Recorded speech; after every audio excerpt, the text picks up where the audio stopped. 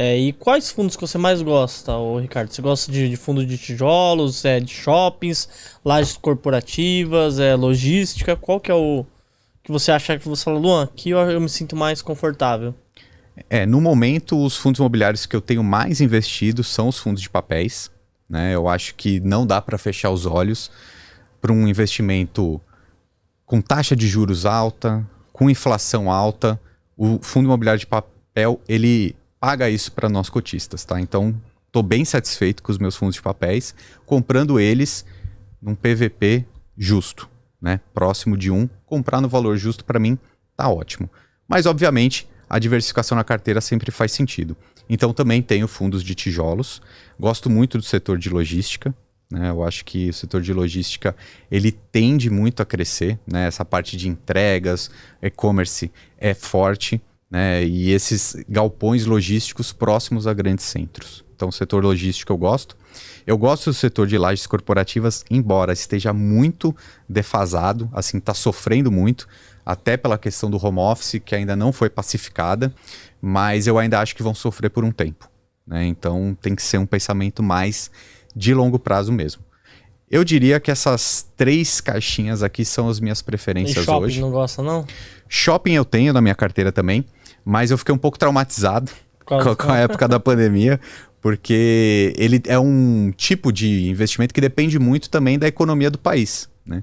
Se os shoppings estão fechados, se as pessoas não estão consumindo no shopping, isso também afeta o dividendo do fundo, né? Então, por exemplo, um fundo imobiliário de shopping ganha mais se mais pessoas circulam naquele shopping. Se mais pessoas usam o estacionamento daquele shopping, se usam o cinema daquele shopping, se compram mais nas épocas comemorativas, isso repercute também no dividendo que o fundo de shopping paga, né?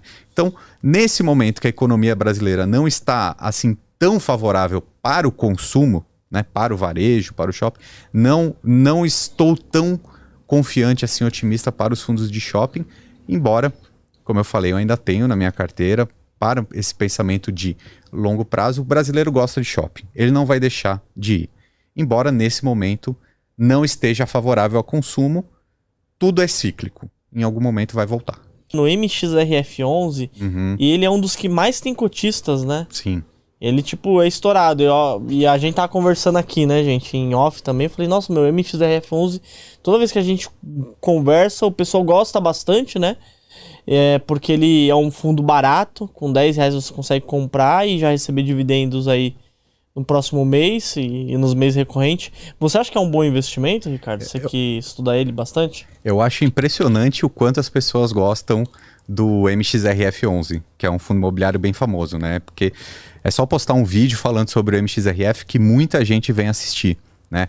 Eu acredito que ele ficou tão famoso assim porque ele é um daqueles fundos que a gente fala que é base 10, ou seja, com R$10 você consegue ir lá na Bolsa de Valores e comprar uma cota desse fundo, né? O valor de face dele é baixo, né?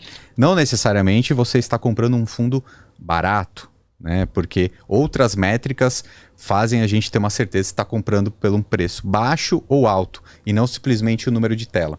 É a mesma coisa você comprar 10 cotas de um fundo que custa R$10 do que comprar uma cota de um fundo que custe 100.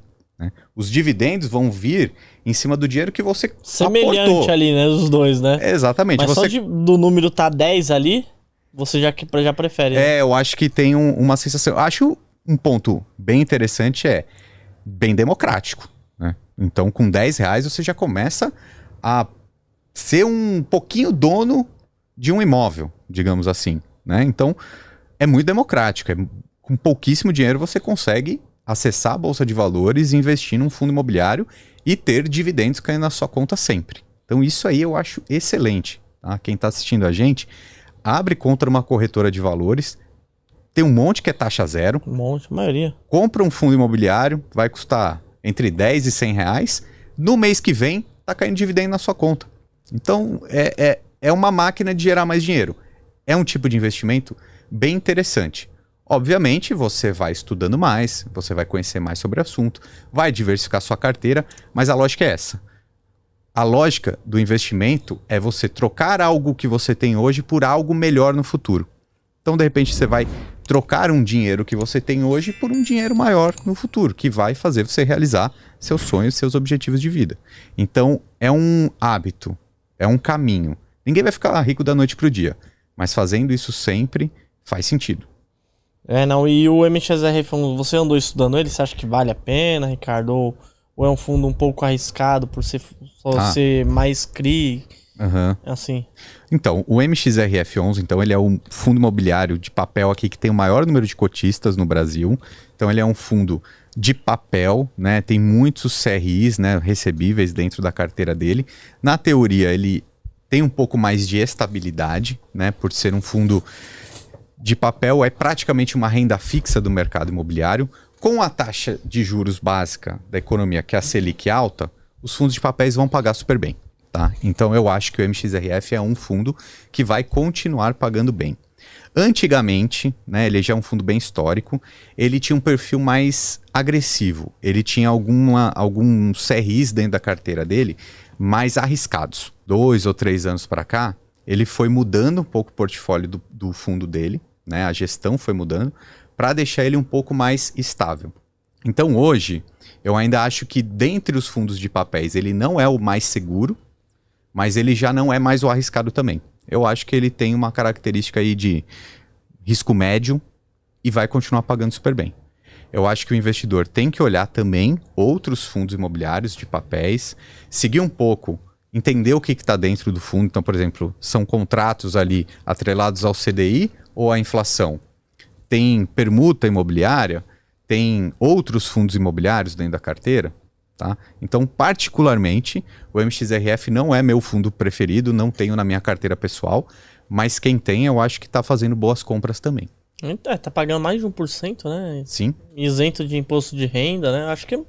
É bom, é bom. Então... Tem muito fundo imobiliário de papel hoje pagando mais que 1% ao mês, né? E isso é muito bom para os cotistas, né? Para nós investidores. Vale ressaltar também que um fundo imobiliário de papel ele não tem uma tendência clara de longo prazo de supervalorização, tá?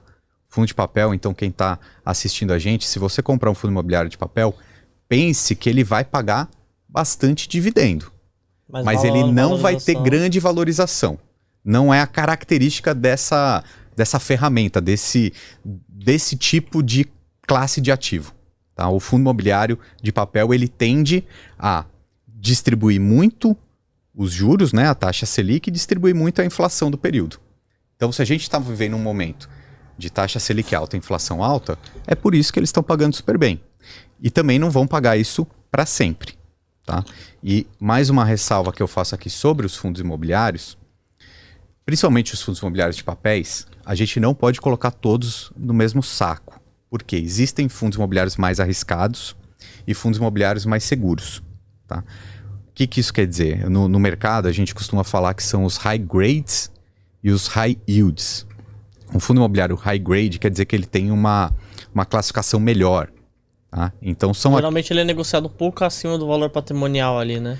Pode ser que ele seja negociado um pouco acima do valor patrimonial, mas se você comprar num preço justo, eu acho que já tá bom demais. Eu acho que fundo imobiliário de papel eu não fico buscando tanto um PVP super baixo, porque eles tendem a ficar mais próximos sempre do seu valor justo. E quando eu compro um fundo imobiliário de papel, eu quero o quê? Essa reposição de inflação e taxa de juros. Ele serve para mim para isso. Então, se eu comprar no valor justo, tudo bem. Valorização eu vou procurar em outros ativos, até mesmo os fundos de tijolos, porque esses sim ficam subprecificados. Né? Hoje a gente tem fundos de tijolos negociando a quase 30% de desconto. Nossa. Né? Que é o PVP deles de 0,7, 0,8. Isso em algum momento da nossa economia vai valorizar de novo. Só que a gente não tem como saber se vai ser daqui a 1 ano, 2 anos, 3 anos ou mais para frente. A tendência é que tenha valorização. Historicamente, os fundos de tijolos valorizam. Os fundos de papéis não. Né? Então, os fundos de papéis, os high grades, eles são mais seguros. Pode ser que para o investidor comum seja um pouquinho mais difícil de identificar, mas dentro do relatório gerencial dá para ver essas informações.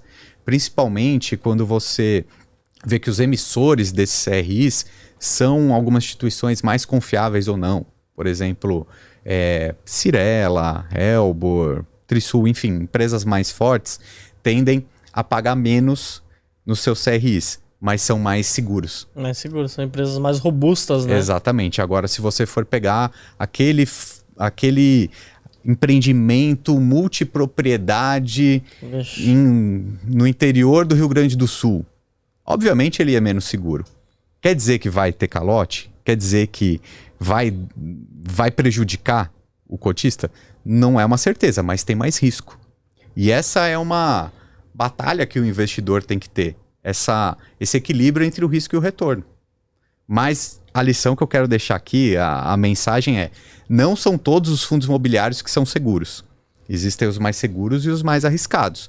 E não tem nada de errado ser mais arriscado, desde que você saiba naquilo que você está investindo. A GF Mais que a plataforma é a assinatura, né? Que foi a maneira que a gente encontrou de democratizar. Então, lá tem uma série de ferramentas justamente customizada para o jeito Barsi de investir.